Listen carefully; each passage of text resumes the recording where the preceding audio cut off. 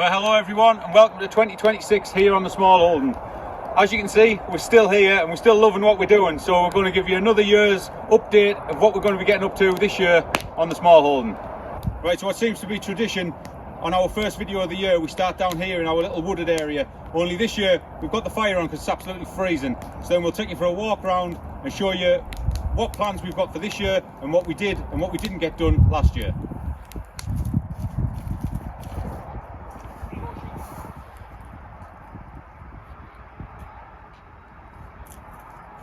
So one of the main things on our video last year was getting our log supply up and ready for the next few winters, which I'm glad to say we got done. It's been working great. We haven't had to touch this pile at all because we've still got absolutely loads up there, probably 2 or 3 winters worth left up near the house.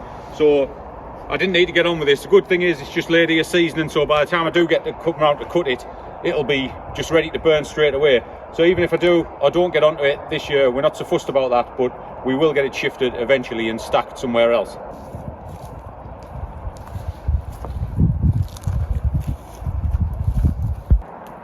Right, so one main project that we've got to get done early on this year is to build our pigs a new pen, a new paddock for them. So that's one reason why we've got the fire on, other than to try and keep it warm in this weather, is we've been burning all the dead wood and all the branches that we can't burn on the fires in the house.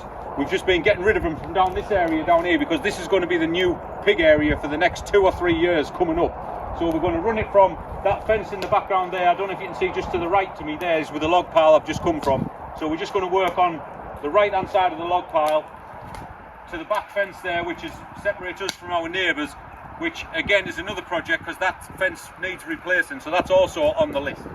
And then we're going to come all the way from that fence past where Tracy stood there and probably to this tree here, so they're going to have a hell of a good area to run around in, root about. This gets all full of nettles in the summer, but it's got plenty of shade for them as well, which is a problem we've had before in the past when we had them down in the field the other year. So that'll solve all that problem. They'll have plenty of shade, also plenty of sunny spots, and I think it'll work out absolutely great for them. So we're going to get all this stuff burnt out of here, which we're nearly done with, being on with this past few weeks, and then we'll clear all this fire mess up, get all that out of the way, and then we'll start with the fencing once we can get some posts in the ground. So just to get your bearings, to my left is where we've just come from, where the fire is, and we're on the other side of that fence now.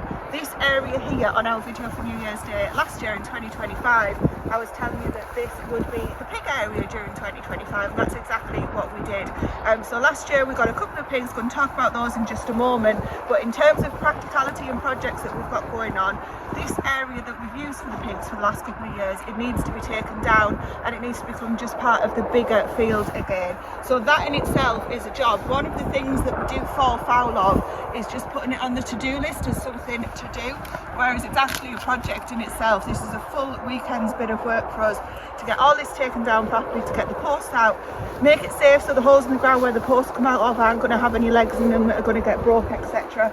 So it's definitely going to be a project in itself.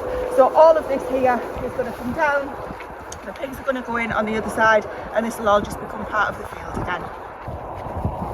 Just underneath me, maybe you can see them on the camera, we've got our 2 ewes that you saw last year as well. You've just seen Stephen feeding our neighbour's sheep because that's what we offer to do every winter. It's just easier for us to do it for them. So our 2 ewes are just having a bucket of hay now. We're stood feeding it to them here because the pony is also in the field, who's not incidentally, is not actually allowed dry hay at the moment, but that's a whole other story. So we're going to take these girls and we're going to put them in the area that we've just come from, but we just wanted to show you that they're still here, they're doing absolutely fine. These will never end up in the freezer, they're just going to grow the days out here. So talking about sheep, last year we wanted to repeat what we'd done the year before because it seemed to work really well, which is what we've said is the only sheep that we will keep for overwintering will be these 2 girls here, just because anything on the land, or it's all just extra work for the land to put up with them, and also if we have to put them in the barn, it's extra work on us. So that's why we've made the decision just to have these over any of the winters. And what we've been tending to do is buy in orphan lambs. So every year previously we've bought in orphan lambs, but last year we got 4 really big, strong, healthy ones. They were best ones that we've had. Not sure why, because maybe it was the weather conditions, maybe it was the people that we got them from, but we're hoping to repeat that this year because 4 lambs worked out really well for us. and then we'll get those in probably March, April time, around about Easter. It all depends on when the person that we've got them off is going to be lambing, so we'll stay in touch with those and we'll bring you those updates when we get them. Come on, Carol.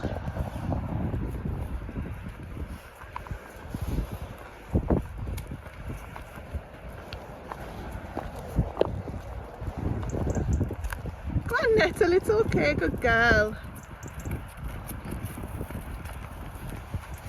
The ground is frozen solid, isn't it? Just a quick word on the pigs before we move forward. Last year, well, every year we get 2 pigs, but last year we actually lost a pig to an illness, and it really put a dent in our food supply for the year. Luckily, we got the 4 lambs, which bridged the gap, and this year, hopefully, we'll have Dexter as well, who will be going in the freezer. So we haven't talked about it yet, but we might, because the area we're building is bigger than the area that they had before, so we might either section it off or we might get 3 pigs. We don't know yet, because the processing of them at the end is quite time consuming and quite a lot of work. And like I say as well, we will have Dexter as well to go in the freezer, so it's all up in the air at the moment. We're not sure. It's the 3rd day of January so there's plenty of time to get around to it yet. So you might be able to see Dexter that Stephen referred to is just in the background there, and yes, we did call our Dexter Dexter, which wasn't very creative of us, but it's worked really well. He came to us in about April of last year, and we brought the trailer into this field, and we didn't think we were ever going to see him again for dust when he came out of the trailer, because he came out and he took off and thought we was going to jump the fence, but thankfully he didn't, and he stayed with us ever since, and he's going to be with us until about September time of this year. That's what the plan is. We'll take you along for that journey, because this is our first steer that we've ever had. We've done all of the other animals here on the Smallholding, but this is the first time that we've raised a steer, so we're learning as we go on that one. He has thrived ever since he's arrived, living with the pony and the sheep for company, and he's a really good lad. We don't handle him. That was one thing that we will learn from next time. We're going to get something that we can handle, but again, all of that's for another day. He is a really good, well-mannered boy, and he seems to be doing it fantastically. So we're going to take a walk around into his paddock now and show you where he's living at the moment.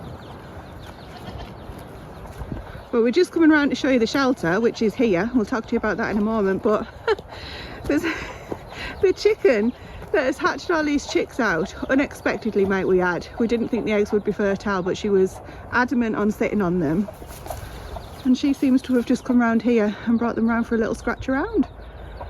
We'll have to take those back.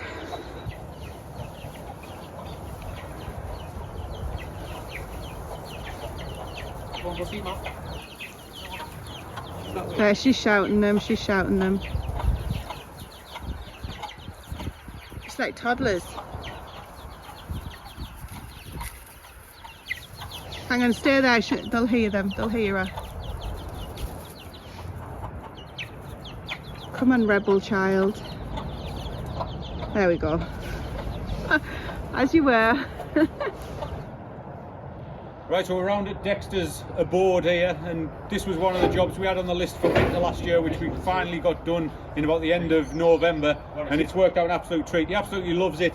He's in all night, every night, without fail.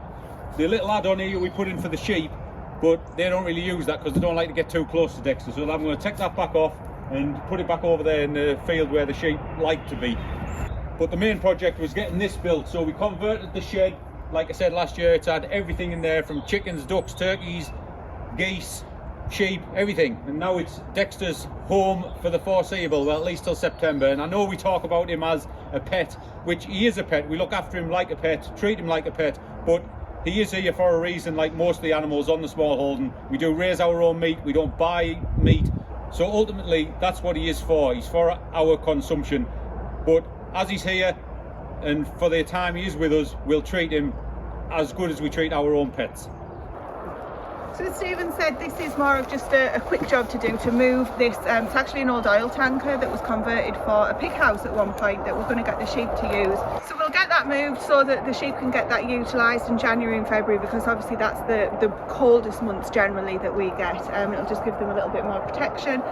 But this area here is what, behind me, is what we've used for the ducks before. They're actually in another location at the moment, going into the barn on a night. We'll show you those. But this will end up becoming the duck area again, and I think Stephen's plan is to put a little duck house where this pig pen is at the moment, and just have a little gate on here so that we can get in and look after those, and again keep everything contained in one area. This is just a pallet fence that Stephen put in last year, or even the year before actually. It just keeps everything in one place. And then we've got a cut off IBC tank down there that we use as a duck pond, and it works really well. It does need changing every day. It does need changing every day, but wherever ducks are going to be, there's always a mess. The other thing with the ducks this year is that we're starting to collect the duck eggs from them. As I mentioned, they're in the barn at the moment. We're going to get those in the incubator as quickly as possible, as soon as we've got enough to be worthwhile putting in the incubator. They randomly have started laying as it's got into the shortest days and the coldest days, but weren't laying when it was the longest days and the warmest days. So they're obviously having a bit of a strange old year last year. So we will get those as quickly as we can, and then hopefully they will help us replace the flock as we move into spring of 2026. So just behind Stephen is the duck area that I've just been showing you, and we like to try and keep everything as easily as accessible as possible and all contained. And just to the left of me, I just wanted to show you, that is the goat area. The goats come out of a hatch in the barn. We'll take you in the barn in just a moment and show you all of that, because we did some good work in the barn as well. But that's working really, really well. Touch wood, this little gate here allows them to come into the paddock as and when we want to, but to be quite honest, they haven't needed to do that, because the area that they've got, as well as the big space and the sort of the climbing area that they've got in the barn, is working fantastically, so there's no concerns there. And then just behind me, as Stephen calls it, is the ugly area, which he really doesn't like. We talked about this last year, and it's one of the things that we just never got round to doing. The idea is that we were going to plant trees all along the border, along the perimeter, so that effectively they could grow and give us some privacy and it'd look a little bit nicer, and we just never got round to doing it, and hopefully we'll get around to doing it this year, but again, we're not too sure what we're going to be able to get done when, so we're not going to put it on as a have to get done, but it's something that we would still like to get done. We've also got a few chickens just behind me there. These are just the stragglers, so there's one cockerel amongst them, and that's why they're not all in the barn, because we don't have a space where we could put that cockerel separate to the other ones without them ending up fighting. And there's no concerns with them being down here, to be quite honest. It's got nice high fencing and they get to roam around all day, so they're more than happy living down there. Right, so on to a couple more jobs that we managed to get done last year. This area that I'm stood in now had the ducks in last year, and it was just like a quagmire of mud and slop, and there was a big pile of horse manure over at this side, so we managed to get all that cleaned out. We'll show you what we did with that in a second, and we managed to get all this reseeded with nice new grass seed, and it's all come through absolutely lovely. We'll probably leave this for another good 6 months till we get right in the height of summer before we think about putting anything on it. But for now it's just laid resting, doing its job. So once we got all the muck out and shifted out of that area and made that area look nice, the fences let it down a bit, so we thought we needed to make this area look nice. So we went round, redid all the fences in this area, redid all this one that separates off the veg plot, and then we came on to the massive job with taking all the fir trees out, which were all over this side. And once we got all them out, we had it all dug over, and then we just replaced that with also a nice new fence to match. So we're all matched in, and we've got other projects on the other side of the fence, but we'll take you and show you them in a minute.